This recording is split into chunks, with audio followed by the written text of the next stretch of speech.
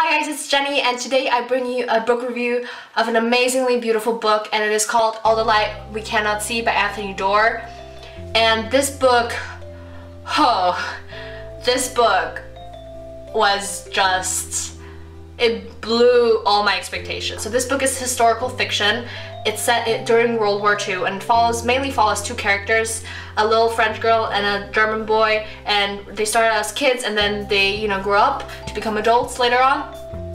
And the first girl, her name is Marie-Laure, and she's the daughter of a lockmaker who works at the National Museum. And as France gets invaded and the war starts, they flee to the countryside to their great uncle's house. And the second character is Werner, a little German boy. He's an orphan, he lives with his sister, and they're under like this lady, Elena, who's really nice.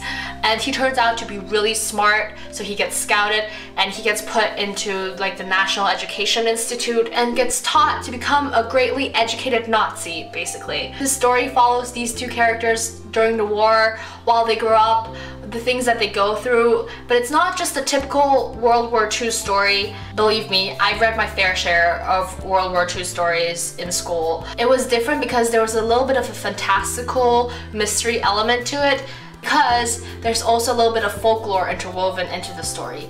And the folklore centers around a certain diamond called the Sea of Flames, which is supposedly locked away in the museum because the diamond is supposed to be cursed, and the person who owns it is invincible and cannot die and will live forever, but all the people that this person loves around this person will die and fall into demise, and everything will be destructed. And what also distinguishes this book is that the characters, like for example in the book Thief, the characters are really young, and I feel like they partly don't really understand what's going on around them. They kind of understand the horror, but they don't understand the full impact. And then with a lot of like books where adults are main characters, it's a lot about fear and hiding and surviving, and this is also partly in this book, but then it's also about these two young people who are growing up in this environment, who are trying to find themselves and who are trying to learn who they truly are. And all the other characters are so beautifully developed, and there's not a single character in this book that I don't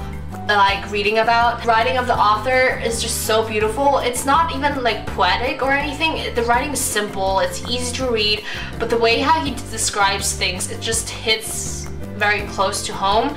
And I read this book actually together with my friend Max from Well Done Books, and we kind of just did a spontaneous read along.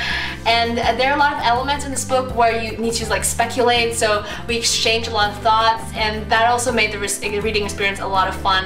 And concluding, all I can say is, please go read this book. It's currently my favorite book of the year, and I just want more people to read it and more people to love it. And yes, I hope you enjoyed this book review, and I hope you go check out the book. And if you've already read it, or once you've read it, please come back, or just please tell me what you thought about it. I'm sorry, my hands are just like, do it. Okay, well, anyways, thanks for watching, and see you next time. Bye bye.